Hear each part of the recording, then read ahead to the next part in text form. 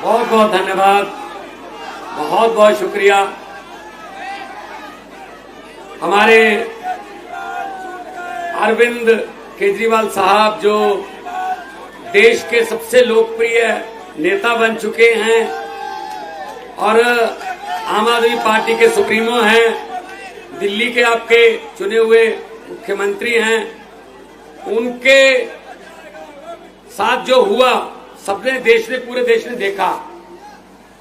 उसी सिलसिले में कल बाहर आए, जब उसी सिलसिले में आज प्रेस कॉन्फ्रेंस रखी थी, लेकिन ये प्रेस कॉन्फ्रेंस कहीं से भी लग नहीं रही है, ये तो एक रैली बन गई है, बहुत बड़ी जनसभा बन गई है। तो अरविंद जी, संजय सिंह जी, हमारी पूरी दिल्ली की लीडरशिप, कैबिनेट, सबका सबसे पहले बहुत बहुत आभार भी व्यक्त करता हूं। मुझे बुलाया, यहां मान सम्मान दिया, और सबसे ज्यादा धन्यवाद करता हूं दिल्ली के इन क्रांतिकारी लोगों का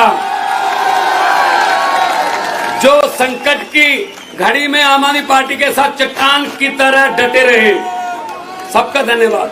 मीडिया वाले सज्जन जो हैं आए हैं, पूरा देश नहीं पूरी दुनिया देख रही होगी इस प्रेस कॉन्फ्रेंस को, क्योंकि लोग सुनना चाहते हैं कि अरविंद केजरीवाल जी आगे क्या दिशा देंगे, क्या दशा होगी, राजनीति की दिशा और दशा बताएंगे, लोग सुनना चाहते हैं। दोस्तों, मैंने कहा था जहां भी मैं गया, चाहे असम गया, मैं गुजरात गया, चाहे पंजाब में गए, जहां भी कोई इंटरव्यू हुआ किसी भी नेशनल चैनल पे, लोकल चैनल पे, मैंने कहा था अरविंद केजरीवाल एक व्यक्ति नहीं है, अरविंद केजरीवाल एक सोच का नाम है। व्यक्ति को तो गिरफ्तार कर लोगे, सोच को कैसे गिरफ्तार करोगे?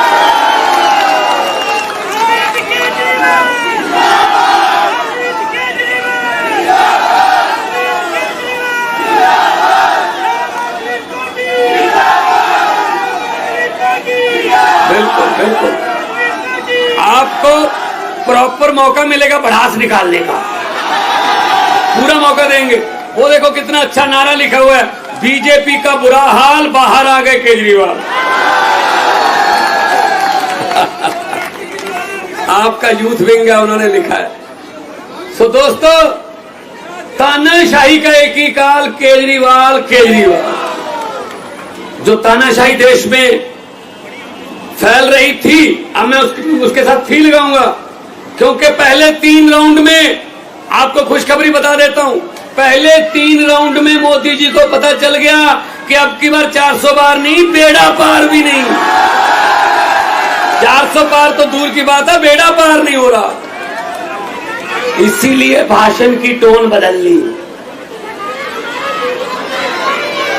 ये नारा, ये इधर से महिला विंग की तरफ से नारा आ रहा है, सर 25 मई बीजेपी गई। क्या बात।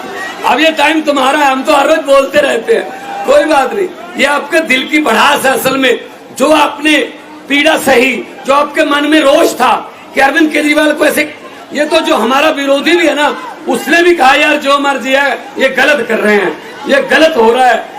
आप विपक्ष के नेताओं को अंदर करके जीतना चाहते हो, आप विपक्ष के नेताओं पर पर्चे करके, ईडी के छापे मार के जीतना चाहते हो, ऐसा नहीं होगा, क्योंकि लोकतंत्र है, लोकतंत्र में लोग बड़े हैं।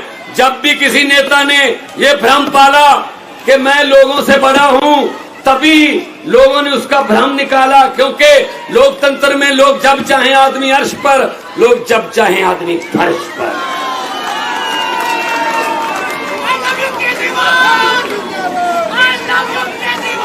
लव यू केजरीवाल कह रहे हैं सर लव यू केजरीवाल आ रहा है। 2 कहूं या 3? 2 3 4 5। देखो आम आदमी पार्टी के इस दफ्तर में कितनी खुशी है आज, क्योंकि हमारे नेता, लोकप्रिय नेता, हमारे बॉस बाहर आ गए, ये खुशी है। साइड में यहां से 100 मीटर दूर सन्नाटा छाया हुआ, भाई साहब एक दूसरे को पूछ रहे हैं ये कैसे हो गया। वो कहते मुझे तो आप नहीं पता कैसे हो गया, अब क्या करेंगे, कहते मैंने तो खुद नहीं पता क्या करेंगे अब। तो दोस्तों, अब हम अब हमारी जिम्मेदारी बढ़ गई है, क्योंकि सिर्फ 20 दिन रह गए।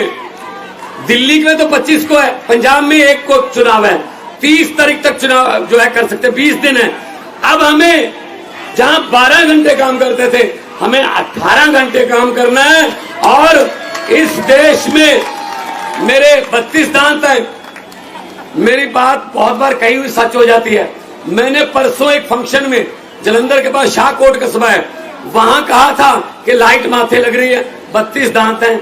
अगर सब कुछ ठीक रहा, हमारा बब्बर शेर कल बाहर आ रहा है, तो कल बाहर आ गया।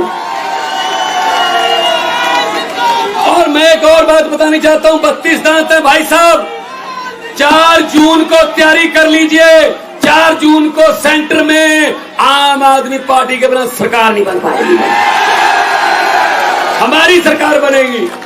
आपका हिस्सा होगा देश की सरकार में। यह दिन देखने के लिए बैठे थे हम, यह दिन देखने के लिए। सबसे ज्यादा वफादारी, जो वफादारी है, जो लॉयल्टी है, वो तब परखी जाती है जब आदमी पर कोई संकट का समय आता है। जो संकट के समय साथ खड़े रहते हैं वो ऑर्गेनिक होते हैं, जैसे कि आप हैं, आप ऑर्गेनिक हो। कुछ लोगों ने संकट के समय छोड़ भी दिया, चलो जाओ, भला होया लड़ नेड़े छुट्टिया, उम्र ना बीती सारी, लगदी नालों टुटदी चंगी, बेकदरां दी यारी। सो वीरो, दोस्तों, आपका जो साथ है ये हमें थकने नहीं देता, हमें थकावट नहीं है। अरविंद केजरीवाल अभी कुछ घंटे पहले आए हैं, आते ही कहा कहां कहां प्रोग्राम लगे हुए हैं। तो मैंने कहा जी मेरे तो ऐसे ईस्ट में और आज साउथ में, साउथ और ईस्ट में मेरे रोड शो थे, पहले से प्लान थे। अरविंद जी आ गए तो उन्होंने कहा मैं भी चलूंगा वहां पे। तो आज ईस्ट और साउथ में जो रहने वाले हैं उनको मैसेज दे दो, आज अरविंद केजरीवाल एक बार फिर बैटिंग करने के लिए उसी पिच पे आ गए हैं। वो आउट नहीं हुए थे, रिटायर्ड हट हुए थे।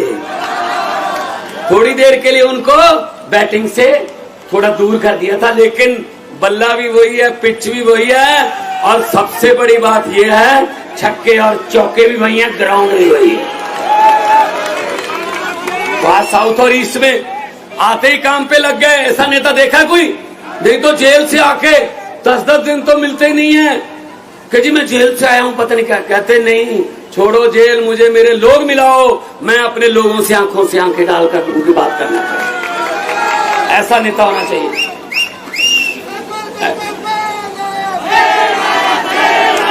और पंजाब से मैं आपको, पंजाब से खुशखबरी दे रहा हूं, 13 सीटें और 14वीं कुरुक्षेत्र है, वो भी पंजाब ही मान लो, बिल्कुल साथ में है। पंजाब से मैं आपको बता रहा हूं, मैं भी कल पंजाब से आया हूं, कल ही जाऊंगा। आपने फोटो वगैरह देखे होंगे टीवी पे, व्हाट्सएप पे। वीरो, पंजाब से बीजेपी का और कांग्रेस का सुपड़ा, उधर तो क्योंकि हम वहां नहीं लड़ रहे, वहां हम अलग रहे हैं। 13 की 13 पंजाब में आम आदमी पार्टी को। बाकी देश में इंडिया गठबंधन में लड़ रहे हैं। कुछ बातें ऐसी होती है जो संविधान भी बचाना है, देश बचा। अगर संविधान ही न रहा तो पार्टियां बना के क्या करेंगे, को मुख्यमंत्री बन के क्या करेंगे। जब इसने पुतिन जैसे राष्ट्रपति बन गया, सभी स्टेटों के जो मुख्यमंत्री वो खत्म, सीधा वोट पुतिन को ढलता है, तो फिर जब फेडरल स्ट्रक्चर ही खत्म हो गया, फिर क्या करेंगे हम। तो लोकतंत्र बचाने का ये लोकतंत्र बचाने का इलेक्शन है। और इसमें सबसे बड़ा योगदान, आज से 20 साल बाद, आज से 30 साल बाद आपका नाम हिस्ट्री में लिखा जाएगा। कैसे लिखा जाएगा? तो जब पूछा जाएगा क्वेश्चन किसी सिलेबस में या यूपीएससी के किसी टेस्ट में कि देश को तानाशाही से किसने बचाया, देश को तानाशाही से और लोकतंत्र को और संविधान को बचाने में सबसे बड़ा योगदान किसका है, तो उसमें आएगा अरविंद केजरीवाल और दिल्ली की 2 करोड़ जनता। यह सही उत्तर होगा। इसके पूरे नंबर मिलेंगे फिर जिसने ये लिख दिया। तो मैंने कहा था मोदी जी, दरियाओं को नक्के नहीं लगते, दरिया अपना रास्ता खुद बनाते हैं। आपने गलती कर ली, गलत समय पे आपने पंगा ले लिया और जितनी बार भी मुलाकात हुई, इन्होंने अपनी सेहत के बारे में बाद में बताया।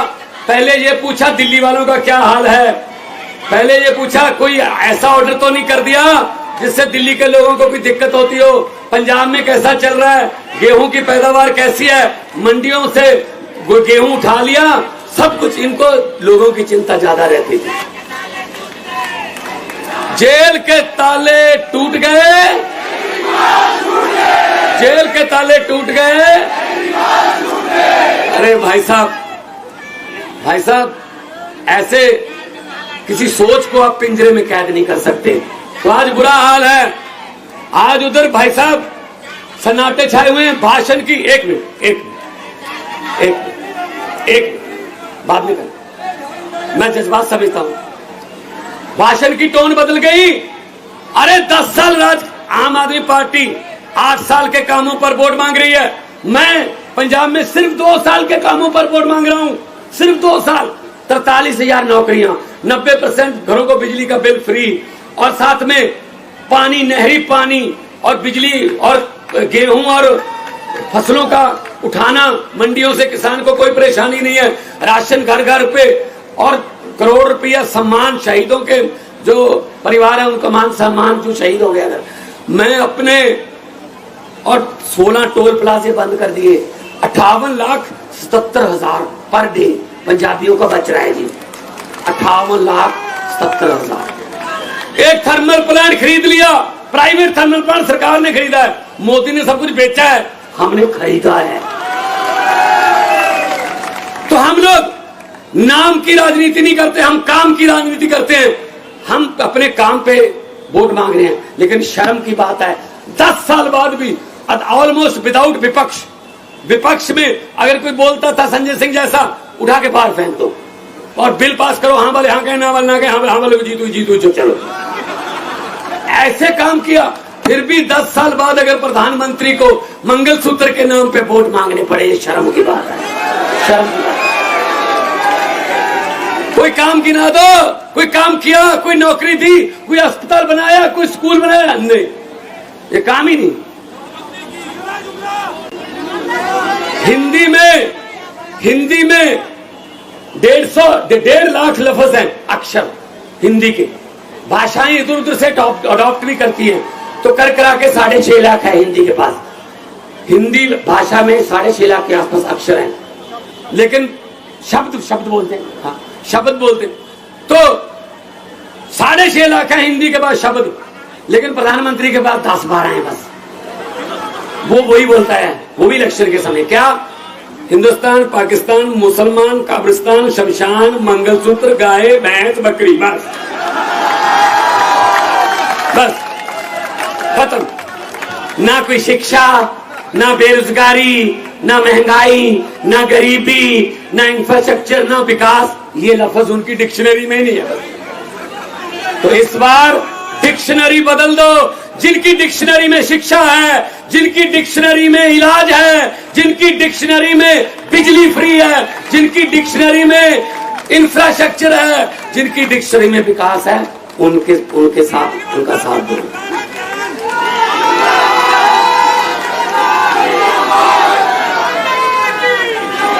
मुझे पूछा गया पिछले दिनों एक टीवी इंटरव्यू में मुझे कहा गया कि हम आपका नाम लेंगे कोई किसी पॉलिटिशियन का, आप उसी समय उसके बारे में कुछ भी बोल देना जो आपके मन में आता। मैंने कहा बोलो। कहते सुखबीर बादल। मैंने कहा पहाड़ों वाले स्कूलों में पढ़े हैं, पंजाबी लिखनी पढ़नी आती नहीं, लेकिन पंजाब के वारिस बनना चाहते हैं। कहते कैप्टन अमरिंदर सिंह। मैं कह राजा लोग हैं, महलों में रहने वाले, जब मुगलों का राज था मुगलों के साथ थे, जब अंग्रेजों का राज था अंग्रेजों के साथ थे, जब कांग्रेस का राज था कांग्रेस के साथ थे, जब अकालियों का राज था अकालियों के साथ थे, आजकल बीजेपी का राज है बीजेपी के साथ है। तो कहने लगे नरेंद्र मोदी। मैंने कहा किसी भी बात को किसी भी बात से कहीं भी जोड़ के कहीं भी सुना सकते हैं और साथ में गारंटी देते हैं। कहते कैसे? मैंने कहा चंद्रयान को जो लॉन्चिंग पे गए, वहां बोला उन्होंने कि मेरा इसरो से पुराना नाता है। मैं बहुत हैरान हुआ। मैंने कहा 8वीं का सर्टिफिकेट तो मिल नहीं रहा, ये इसरो कहां से आ गई यहाँ? इसरो से क्या नाता जोड़ेंगे भी? अब मैं सुनने लगा ध्यान से। कहते जब मैं स्कूल जाता था, 3री-4थी क्लास में पढ़ता था, पढ़ने में ठीक ठाक ही था, इसलिए हर टीचर मुझे आके कहता था अब तू इसरो में बैठ, अब इसरो में, अब इसरो में, अब इसरो में। इसलिए इसरो से मेरा पुराना था। फिर उन्होंने कहा अरविंद केजरीवाल इसके बारे में क्या बोलोगे? मैंने कहा इस कदर वाकिफ हो गई है मेरी कलम मेरे किरदार से, इस कदर वाकिफ हो गई है मेरी कलम मेरे किरदार से कि इश्क भी लिखना चाहता हूं तो इनकलाब लिखा जाता है। तो उन्होंने कहा भगवंत मान, मैंने कहा जे मैं देखा अमला बल्ले तो कुछ नहीं मेरे पल्ले, जे मैं देखा लोकां दी रहमत बल्ले तो बल्ले बल्ले। दोनों हाथ ऊपर करके दो नारे केजरीवाल साहब के आगमन के शुभ आगमन पर लगा दीजिए। इनकलाब। ये साथ में दफ्तर है, इनके शीशे हिला दो, इनके दोनों थोड़ा और जोर से। इनकलाब, इनकलाब, भारत माता की वंदे, बोले सोनिहाल। बहुत बहुत धन्यवाद, बहुत बहुत शुक्रिया, आपने इतना प्यार सत्कार से सुना। बहुत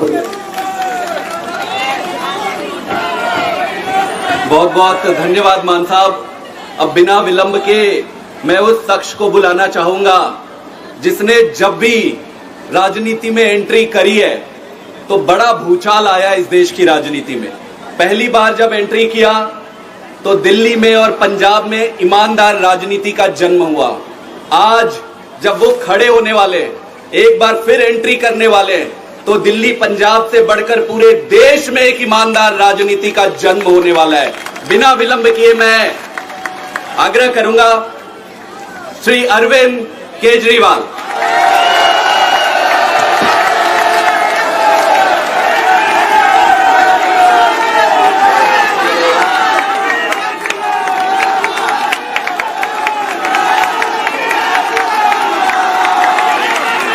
भारत माता की, भारत माता की, इनकलाब, वंदे वंदे।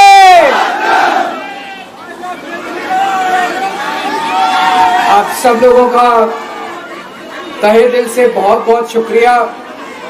इतनी तपती धूप के अंदर इतनी देर से इतनी बड़ी संख्या में आप लोग मेरा इंतजार कर रहे हैं। मैं आपका तहे दिल से बहुत बहुत शुक्रिया अदा करना चाहता हूं।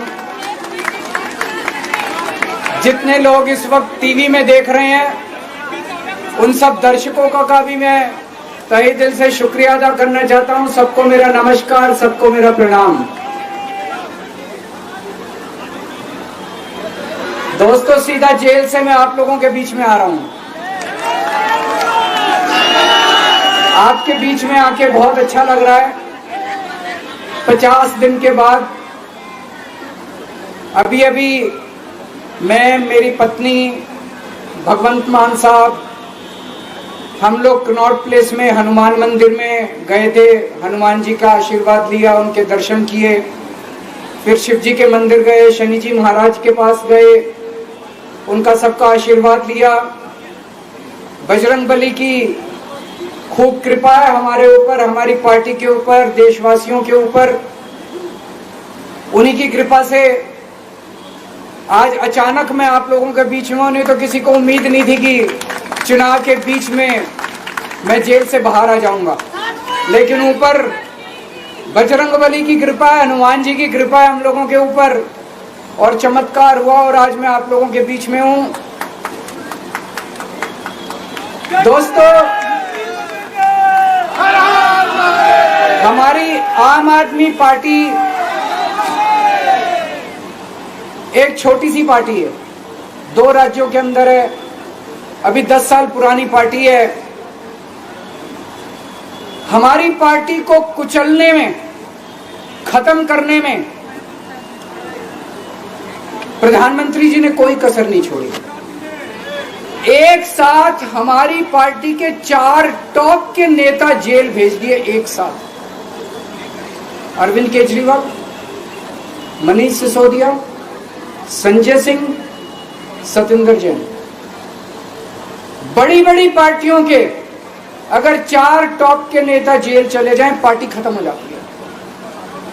आम आदमी पार्टी के 4 टॉप के नेता इन्होंने जेल भेज दिया। उन्होंने सोचा कि पार्टी खत्म हो जाएगी, लेकिन ये पार्टी नहीं है, ये एक सोच है। जितना ये खत्म करना चाहते हैं उतना ये बढ़ती जाती है, उतना ये बढ़ती जाती है। ये क्रश करना चाहते हैं प्रधानमंत्री जी आम आदमी पार्टी को। जो लोग मोदी जी से मिलने जाते हैं, वो कई लोग हमें भी जानते हैं, वो बाहर आके हमें बताते हैं कि आपके बारे में सबसे पहले मोदी जी से जो भी मिलने जाता है, सबसे पहले वो केजरीवाल की और आम आदमी पार्टी की 10 से 15 मिनट बात करते हैं। उनको कहते हैं कि आने वाले समय के अंदर आम आदमी पार्टी ही देश को भविष्य देने वाली है। वो खुद भी मानते हैं। इसीलिए वो चाहते हैं कि आज ही आम आदमी पार्टी को बढ़ने से रोका जाए, इनको कुचल दिया जाए। ये तानाशाही है।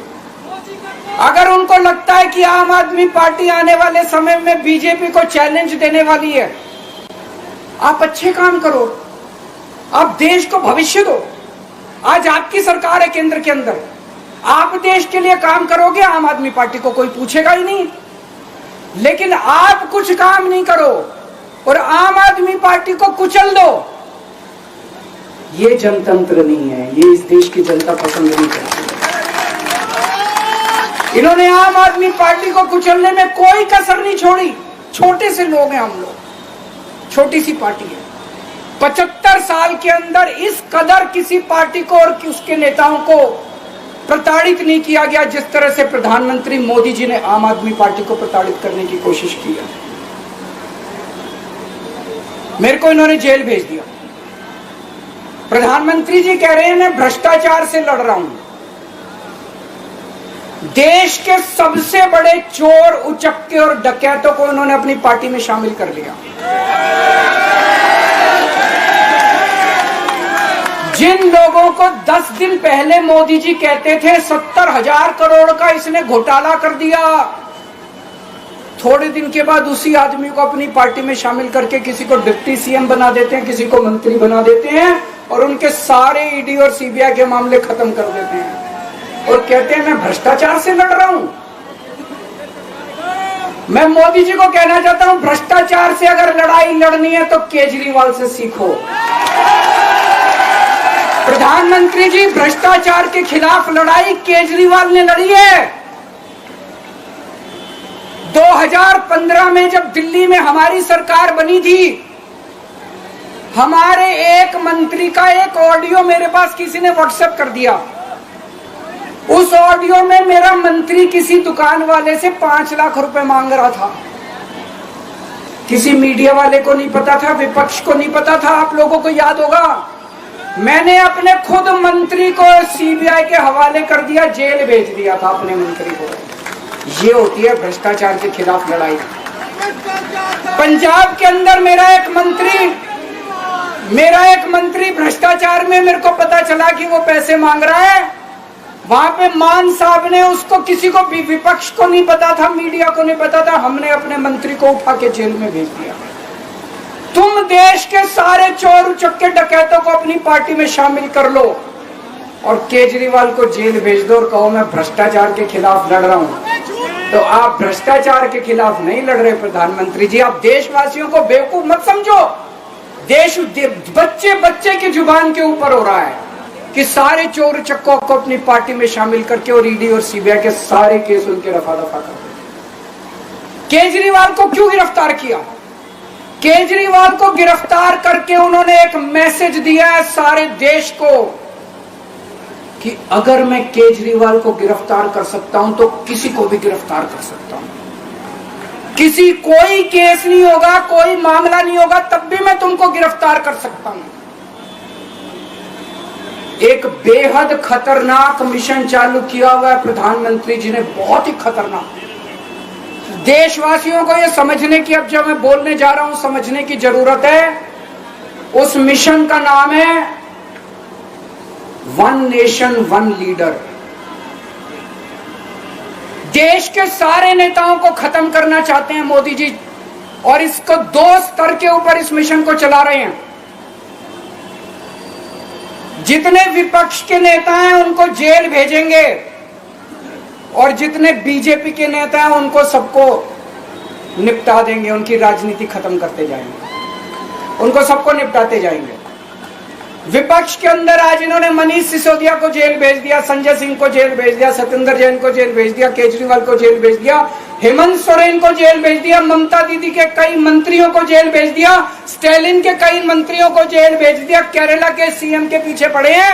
अगर ये चुनाव जीत गए, मेरे से लिखवा लो एफिडेविट के ऊपर, थोड़े दिन के बाद ममता दीदी जेल में होंगी, तेजस्वी यादव जेल में होगा, स्टालिन साहब जेल के अंदर होंगे, पिनरई विजयन जेल के अंदर होंगे, उद्धव ठाकरे जेल के अंदर होंगे, जितने विपक्ष के नेता ये सारे जेल के अंदर होंगे।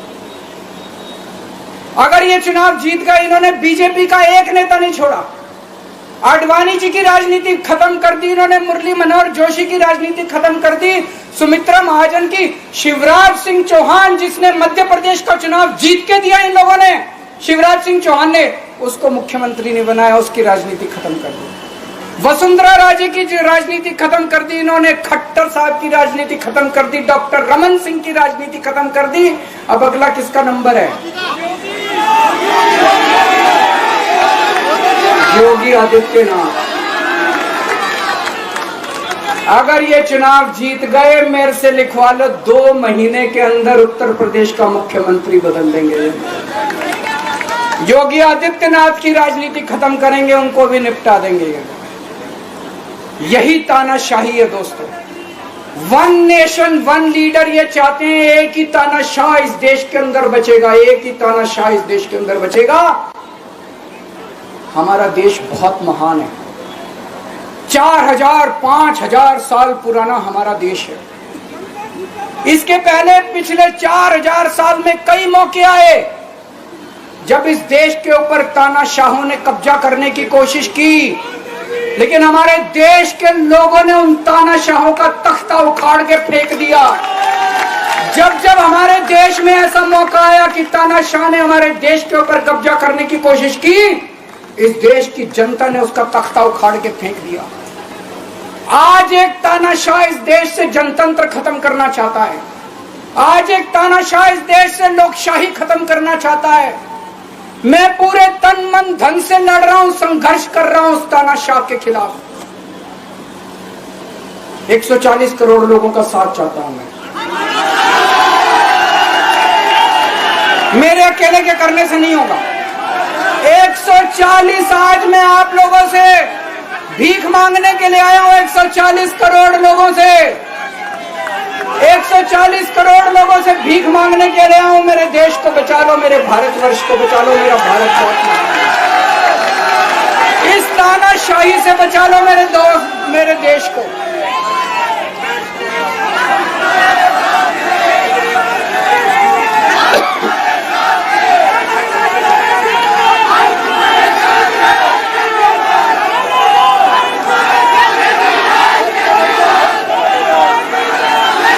सुप्रीम कोर्ट का बहुत बहुत शुक्रिया अदा करना चाहता हूं। उन्होंने 21 दिन दिए हैं, एक एक दिन में 24 घंटे हैं। मैं एक दिन में 24 में से 36 घंटे काम करूंगा, पूरे देश भर में घूमूंगा इस तानाशाही को रोकने के लिए। दोस्तों, जितनी मेरे अंदर ताकत है, मेरा सब कुछ कुर्बान है देश के लिए। मेरा तन मन धन सब कुछ कुर्बान है मेरे देश के लिए। मेरे खून का एक एक कतरा मेरे देश के लिए, मेरे शरीर का एक एक कतरा, मेरी जिंदगी का एक एक पल मेरे देश के लिए। मेरे देश को बचाने के लिए मैं पूरे देश में जाऊंगा दोस्तों। अब एक बहुत महत्वपूर्ण बात करने जा रहा हूं, उसको ध्यान से सुनना। ये लोग इंडिया गठबंधन से पूछते हैं आपका प्रधानमंत्री कौन होगा। मैं बीजेपी से पूछता हूं आपका प्रधानमंत्री कौन होगा। आप लोग सोच रहे होंगे केजरीवाल क्या बात कर रहा है, मोदी जी होंगे। नहीं, मोदी जी अगले साल 17 सितंबर को 75 साल के हो रहे हैं। बीजेपी के अंदर मोदी जी ने 2014 में मोदी जी ने खुद ने रूल बनाया था कि बीजेपी के अंदर जो भी 75 साल का होगा उसको रिटायर कर दिया जाएगा। सबसे पहले आडवाणी जी को रिटायर किया गया, उसके बाद मुरली मनोहर जोशी जी को रिटायर किया गया, फिर सुमित्रा महाजन को रिटायर किया गया, फिर यशवंत सिन्हा को रिटायर किया गया। अब मोदी जी अगले साल 17 सितंबर को रिटायर होने वाले हैं। तो मैं बीजेपी से पूछना चाहता हूं, आपका प्रधानमंत्री का दावेदार कौन है? दोस्तों, अगले साल 17 सितंबर तक अगर इनकी सरकार बनी, तो उस पे भी आऊंगा मैं, अगर इनकी सरकार बनी तो पहले अगले 2 महीने में योगी जी को निपटाएंगे ये, और उसके बाद मोदी जी के सबसे खास अमित शाह को ये प्रधानमंत्री बनाएंगे। तो मैं लोगों को, देश के लोगों को आगाह करना चाहता हूं, मोदी जी अपने लिए वोट नहीं मांग रहे, मोदी जी अमित शाह को प्रधानमंत्री बनाने के लिए वोट मांग रहे हैं। मैं पूछना चाहता हूं मोदी जी से और अमित शाह जी से, ये मोदी की गारंटी पूरी कौन करेगा? क्या अमित शाह मोदी की गारंटी पूरी करेंगे? जब आप अगर जो वैसे तो मेरे को लगता है, मैं भी आऊंगा उसके ऊपर, मुझे नहीं लगता इनकी सरकार बन रही है, लेकिन जो बीजेपी को वोट देने जाएं वो ये सोच के जाना कि आप मोदी जी के नाम पे वोट नहीं दे रहे, आप अमित शाह के नाम पे वोट दे रहे।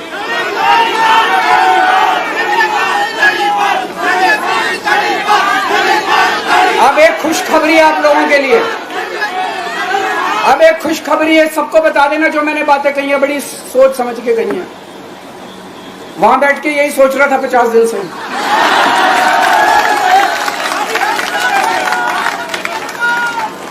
दोस्तों, पूरे देश के मेरे को बाहर निकले हुए 20 घंटे हो गए। इन 20 घंटों के अंदर भी मैंने रात भर में जनता से बात कर रहा था, लोगों से फोन कर रहा था।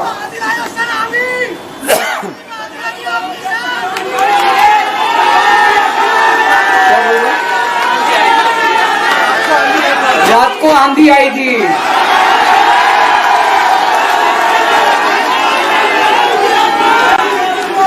पिछले 20 घंटे में मैंने जो बातचीत करी है, कई बड़े बड़े एक्सपर्ट से बात की, चुनाव विश्लेषकों से बात की, सेफोलॉजिस्ट से बात की, जनता से बात की, फोन पे लोगों से।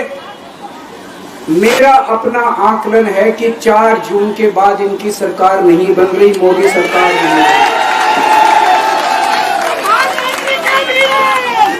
दोस्तों, अगर मैं गलत हूं तो मेरे को बताना, हरियाणा में इनकी सीट कम हो रही है, राजस्थान में कम हो रही है, कर्नाटक में कम हो रही है, दिल्ली में कम हो रही है, बिहार में कम हो रही है, महाराष्ट्र में कम हो रही है, कर्नाटक में कम हो रही है, बंगाल में कम हो रही है, झारखंड में कम हो रही है। बढ़ कहां रही है? यूपी में कम हो रही है, बढ़ कहां रही है? बड़े एक भी जगह इनकी सीटें नहीं बढ़ रही हैं। मेरा अपना मानना है, और सट्टा बाजार में भी वो जो चल रहा है, इनकी 220 से 230 के बीच में सीट आ रही है, उससे ज्यादा सीट नहीं आ रही। मोदी सरकार नहीं बन रही है, केंद्र में इंडिया गठबंधन की सरकार बन रही है। आम आदमी पार्टी उस सरकार का हिस्सा होगी, दिल्ली को पूर्ण राज्य दिलाएंगे। दिल्ली का एलजी लोगों का एलजी होगा, दिल्ली का एलजी दिल्ली वालों का एलजी होगा। गुजरात से आया हुआ अभी, दिल्ली के लोगों का एलजी होगा, दिल्ली के लोगों का विकास होगा। एक और पॉइंट है, जब मैं जेल के अंदर था तो कुछ लोगों ने यह मुद्दा उठाया, केजरीवाल सीएम पद से इस्तीफा क्यों नहीं देता। दोस्तों, केजरीवाल को कभी किसी पद का लालच नहीं हुआ। मैं अब मंत्री, मुख्यमंत्री, प्रधानमंत्री ये सब बनने नहीं आया। इनकम टैक्स में कमिश्नर की नौकरी करता था, कमिश्नर की नौकरी छोड़ के दिल्ली की झुग्गियों के अंदर एक नहीं, दो नहीं, तीन नहीं, 10 साल तक मैंने दिल्ली की झुग्गियों के अंदर काम किया है, सुंदर नगरी और नंद नगरी की झुग्गियों के अंदर, इनकम टैक्स कमिश्नर की नौकरी छोड़ के। जब मेरे को दिल्ली की जनता ने पहली बार सीएम बनाया, असूलों के ऊपर 49 दिन के अंदर सीएम पद से इस्तीफा दे दिया था। एक चपरासी की नौकरी कोई नहीं छोड़ता। सीएम बनने के लिए लोग अपना दायां हाथ कटाने के लिए तैयार होते हैं। मैंने खुद से अपने आप सीएम की कुर्सी को लात मार दी थी 49 दिन के अंदर। मेरे लिए सीएम पद इंपॉर्टेंट नहीं है। आज मैंने सीएम पद से इस्तीफा क्यों नहीं दिया जेल जाने के बाद? दोस्तों, पिछले 75 साल में भारतवर्ष में इतने राज्यों के चुनाव हुए, इतने राज्यों के चुनाव हुए, दिल्ली के अंदर सबसे ऐतिहासिक बहुमत से आम आदमी पार्टी जीती। 55-56% वोट, एक बार 67 सीट, एक बार 62 सीट। इतने भारी बहुमत से आज तक कोई राज्य की सरकार 75 साल में नहीं जीती। इतने भारी बहुमत से जीतने के बावजूद झूठा केस, अब उनको पता है वो हमें हरा नहीं सकते दिल्ली के अंदर। उन्हें पता है अगले 20 साल तक दिल्ली में आम आदमी पार्टी को कोई नहीं हरा सकता। तो उन्होंने एक षड्यंत्र रचा, राजनीतिक षड्यंत्र रचा। केजरीवाल को झूठे केस में जेल भेज दो, केजरीवाल को इस्तीफा देना पड़ेगा, केजरीवाल की सरकार गिर जाएगी। उन्होंने ये षड्यंत्र रचा। मैंने कहा मैं भी इस्तीफा नहीं दूंगा। तुम अगर जनतंत्र को जेल में कैद करोगे तो जनतंत्र जेल से चला के दिखाएंगे। दोस्त, सरकार भी जेल से चला के दिखाएंगे। कतई इस्तीफा, तुम्हारे ट्रैप में फंसने वाले नहीं हम। ये अगर हेमंत सोरेन साहब को भी इस्तीफा नहीं देना चाहिए था, जेल से सरकार चलानी चाहिए। अगर हमने इस्तीफा दे दिया, ये तो बड़ा अच्छा इनके लिए। जिस राज्य के अंदर ये चुनाव हारेंगे उसके मुख्यमंत्री को पकड़ के जेल में डाल दो, सरकार गिरा दो। उसके मुख्यमंत्री को पकड़ के जेल में डाल दो, सरकार। आज मैं अगर दिल्ली की जेल के अंदर रह के दिल्ली की जेल से इस्तीफा नहीं दे रहा, वो इस तानाशाही के खिलाफ संघर्ष कर रहा हूं, इसको समझ लेना। केजरीवाल को किसी पद का लालच नहीं है। सीएम तो 100 सीएम की कुर्सी देश के नाम कुर्बान है। मुझे पता चला मेरे जेल जाने से बहुत लोग भावुक हुए, खासकर मेरी माँ, बहनें, महिलाएं बहुत रोई। कईयों ने बहुत मन्नतें मांगी।